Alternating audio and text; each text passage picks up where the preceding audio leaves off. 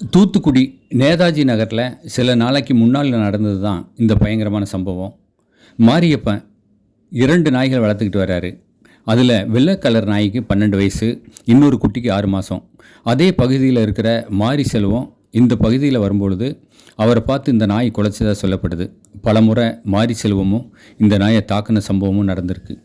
சில நாட்களுக்கு முன்னாடி மாரி செல்வத்தை பார்த்து மீண்டும் குலைச்சிருக்கு மாரியப்பன் வளர்த்த அந்த நாய். உடனே ஹாலோப்பில் கல்லை வச்சு 6 மாத குட்டியை அந்த வீட்டுக்கு முன்னாலேயே அடித்து கொண்ட மாரி செல்வம் 12 வயசான வெள்ளை நாயையும் கடப்பா கல்லை வச்சு பயங்கரமாக தாக்குனதாக கூறப்படுது. இந்த சம்பவம் பற்றி people for animal Shrimati Maneka Gandhi அமைப்பை சேர்ந்த பிரியா ஆதி, சரவண செல்வி ஆகியோருக்கு தகவல் தெரிவிக்கப்பட்டிருக்கு.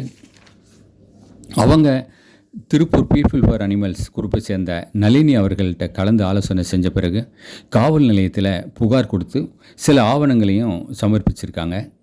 எஃப்ஐஆர் பதிவு செஞ்ச பிறகு மாரி செல்வம் கைது செய்யப்பட்டிருக்காரு.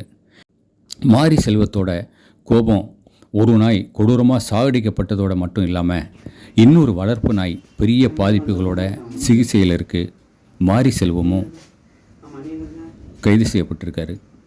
நாய்களை கொல்றது மாதிரி தீவிரமான குற்ற செயல்களில் ஈடுபடும் நபர்களுக்கு 5 வருஷம் ஜெயில் தண்டனையும் 75,000 ரூபாய் அபராதமும் விதிக்கப்படும் அப்படிங்கிறது சட்டம் சொல்லுது.